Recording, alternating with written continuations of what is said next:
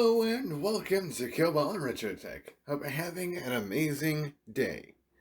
Now, this video is similar in concept to my last video, and if you've been around the channel for a while or seen some of my comparatively ancient videos, I'm going to be running DOS, specifically FreeDOS, on this computer. Now, I've talked a little bit about this computer in the past. Don't mind the wireness. Cable management is hard. I've talked a little bit about this computer in the past. This system runs a Ryzen 5 3400G, 16GB RAM, and a 2080 Super. Not exactly conducive to running DOS. However, if you are a nerd like me, you would know that all Intel systems, every single AMD or Intel system exactly like this, when they first start up, they start up in DOS-compatible modes. Only when the rest of the computer starts waking up and the 64-bit processes and the wide memory buses, blah blah blah, only when all of that stuff actually wakes up does a computer like this start becoming incompatible with DOS. Technically speaking, although I haven't tried it, so maybe this is a future video, even MacBooks, Intel MacBooks, are theoretically compatible with DOS when they very first start up. So, I kind of want to start poking at this again. Yes, I have done this in a video a long time ago, but I kind of want to start the process of testing a little bit more of doing DOS-related things on modern computers. This one specifically is going to be a little bit interesting to me because I've tried to do this exact same thing in the past on my HP laptop that's also based off of RYZEN, but short of getting to the command line, it didn't really want to do anything graphically, probably because I was trying to do stuff off of an integrated graphics card instead of an actually dedicated graphics card like this system has. So all I've done so far is load up DOS on a thumb drive, which you can totally do with a program called Rufus. And just hit the Windows prompt. It's over here because reasons. Okay. So I use this program, it's called Rufus. So essentially what's going on here, you have the thumb drive list. Right now I only have this 128 meg flash drive plugged in. And you don't necessarily just have to do DOS or anything Linux related. Pretty much anything that's a bootable or even non-bootable ISOs. You can tell Rufus to grab an ISO that you have or any of these predefined boot things, including FreeDOS. Now this specific version of FreeDOS that Rufus offers is actually really stripped down. If I wanted to take advantage of some of the more modern things that FreeDOS can offer, I would use a full-fat FreeDOS install rather than just the one that Rufus can offer. But for the purpose of testing a few games, this will work just fine. Now, with this specific method of booting FreeDOS, you don't have to worry about accidentally overwriting your Windows installation or whatever you're running. This is kind of essentially a self-contained DOS environment on a flash drive. It's very, very similar in concept to running Mac OS or Linux off of a live flash drive and just poking around on the operating system on the flash drive. Unless you really wanted to poke around and use FreeDOS on a modern computer like this full-time, you don't need to install it onto the machine. You can just do what I did and put it on a flash drive.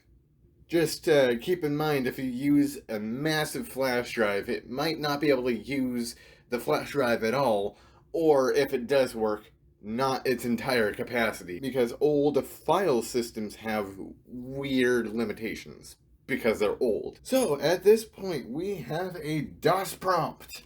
And keeping in mind, we are running on a RYZEN platform here, which, technically speaking, has no right running DOS. So you can see here it's running Freecom version 0.85 alpha, blah, blah, blah. It's essentially a very stripped down version of FreeDOS, like I've said. We can dir and see that we have everything we need for a very basic FreeDOS environment, being a locale directory, an auto exec, and auto run things for the flash drive on how it interacts with Windows, and our games folder. And by the way, in case you want to edit an auto exec while you're in FreeDOS, you're going to want to put an edit program into the DOS stick before you boot it, because as far as I can tell, there is no edit program. I could be wrong though. If you do know what the edit program is called on here, please let me know. But at least a program called edit is not installed here, as you can see here. So you can go ahead and cd into the games folder. I have the directory that you guys have seen if you've seen my DOSBox videos. This is basically the entire structure we have here. Now, unfortunately, we're not going to get any audio because this system does not have a DOS-compatible sound card, and I'm not 100% sure if my board here has a PC speaker port. It might. I tried to look into that a long time ago, but I gave up on that. I'll save Doom here for last, as I have a bunch of recent Doom videos. So I'll just pick something else here. I did not take a look at this game on my last video, so I'm just going to go ahead and cd into Super Bell? Ooh, press tab and it autofills. I did not expect that to happen. Okay. sb.exe. Yo, that's a fancy splash screen. And it seems to be displaying correctly. Whoa. Okay, it's a breakout clone. So let's play. Totally silently. Let's use this opportunity to listen to an epic sound. Let's use this opportunity to listen to... Oh, that's a hazard right there. Let's use this opportunity, as I keep saying, to listen to some Cobalt Heart. I guess I can say it's sponsored, but kind of not really. I mean, that is my music. I'm not really paying. Whoa, okay. But yeah, we can just put in some Cobalt Heart here. Call that good.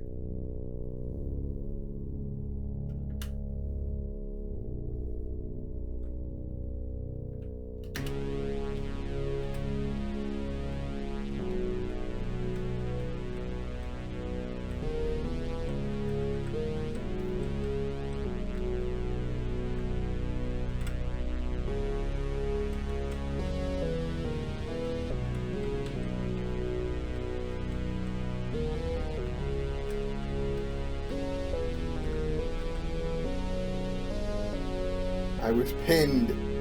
That was not fair.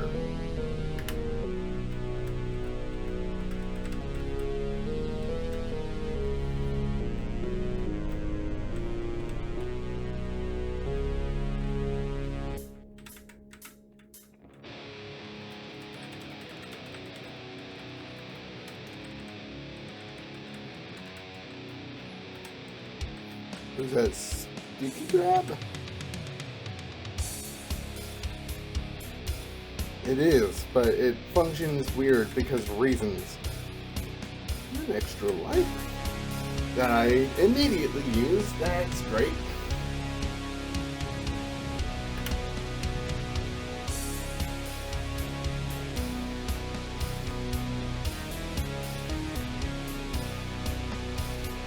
And the umbrella apparently finishes the level.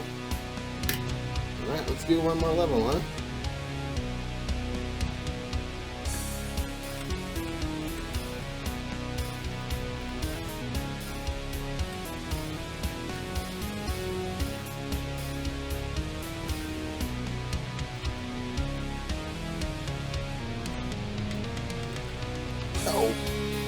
Okay. Well, that was the last live.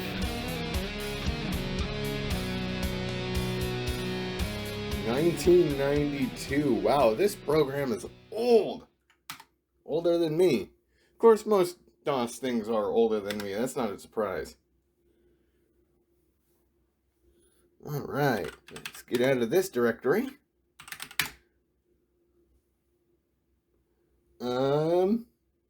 I've played Pac-Man before. We just played Super Ball. I want to save Doom for last. What the heck is Fighter? I just downloaded a handful of DOS games off of the internet quite a handful of years ago, so I'm not actually 100% sure what some of these things are.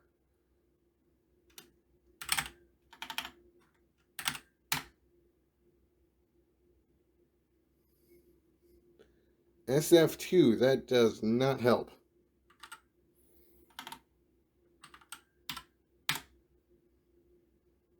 Okay, it's doing something.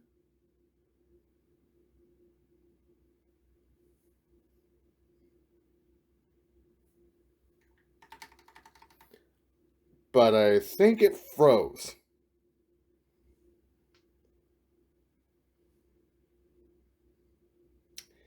Yeah. And here's the inherent incompatibility with DOS and new AF hardware. Things are basically guaranteed to not work unless they work with extremely basic VGA stuff. Like I said earlier, with the whole computers being DOS compatible when they first boot and before they start initializing a bunch of stuff, that's essentially what happens with the graphics card too, kind of. I'm not an expert at this, but that's as far as my understanding goes. And that's why there's a lot of limitations with doing stuff like this. It's just modern stuff doesn't know exactly what to do with this old stuff, even though there is a lot of built-in backwards compatibility. Even though people don't really use software from the 90s on computers like this. Which I think it's weird that we're using modern platforms that are very much still technically DOS compatible, but it's also really cool that things are technically DOS compatible in a software preservation standpoint. So that fighter, which I suspect is a Street Fighter game, that doesn't work. I can check that in DOSBox off camera here. So that fighter game doesn't work. Super Ball doesn't work. What about the Pac-Man game? Pac-Man. Okay. I did not expect this.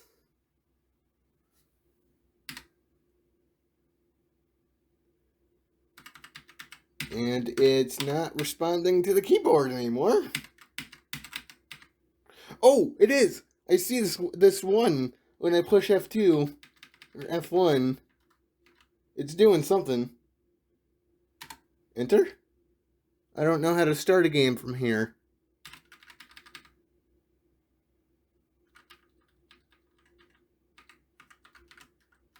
I think it's push F1. Because every other key is not working.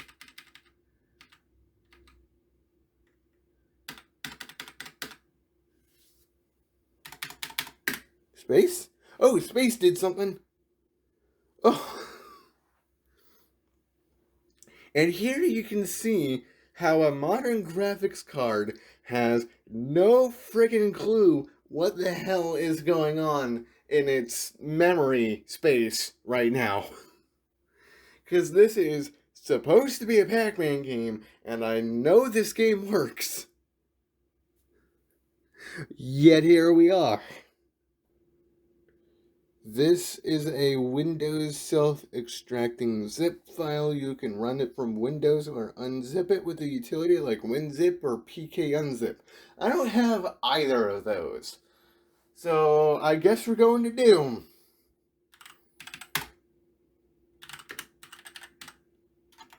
Doom. Okay. Doom. Okay. It's just working. So we're 2 for 1 right now. Interesting. I'll have to see if I can extract that one-tone game to see if it'll work on here. I'm not 100% sure considering it's a Windows thing. Okay. But now I can play some Doom. Oh, I think this is a modern version of shareware Doom, because my movement keys are WASD. That was not really a thing. Unless I'm not remembering something and Doom is actually the game that started WASD, but don't quote me on that. I have no clue.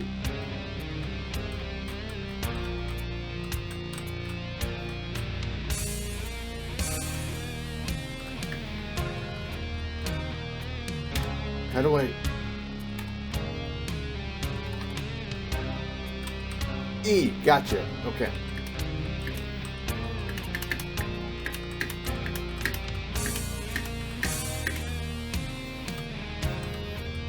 So, massive shout out to Cobalt Heart, aka me, for lending me their music to use for this video. If you want to listen to more of this music, I have a link down in the description.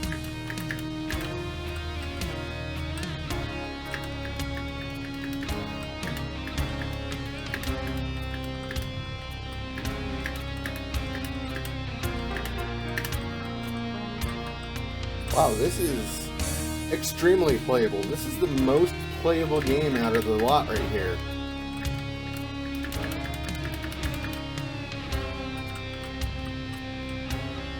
Of course, I'm very familiar with the first level of Doom here, considering how many friggin' times I've played it.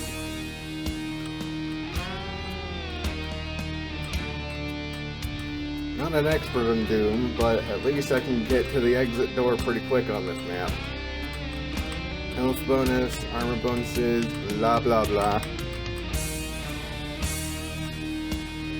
Health, armor, blah blah blah. Okay, we're done. I want to play another map on this. So, let's actually go to level 2 here. Alright. I am not as familiar with this level as I am with the first one.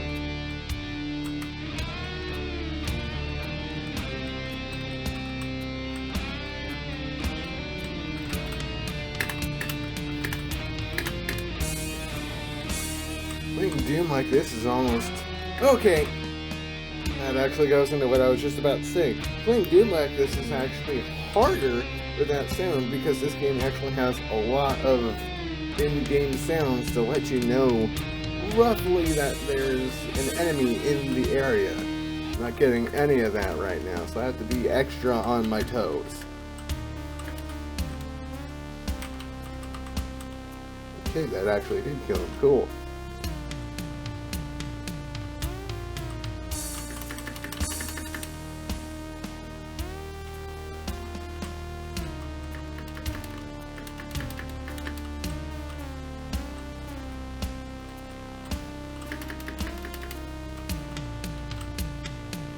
Does this require a red key card? Yeah, I did pick it up earlier, didn't I?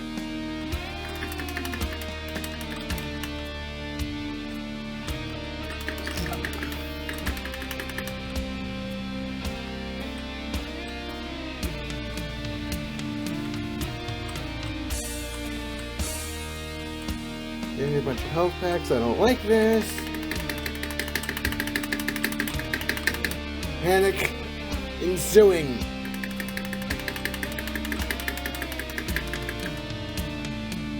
This is not fair.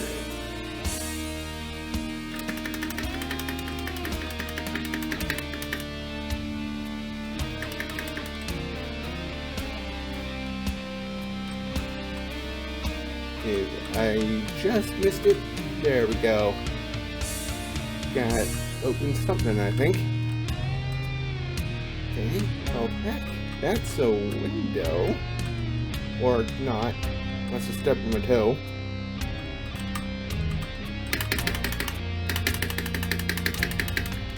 Oh, come on. Oh, come on. I'm right here.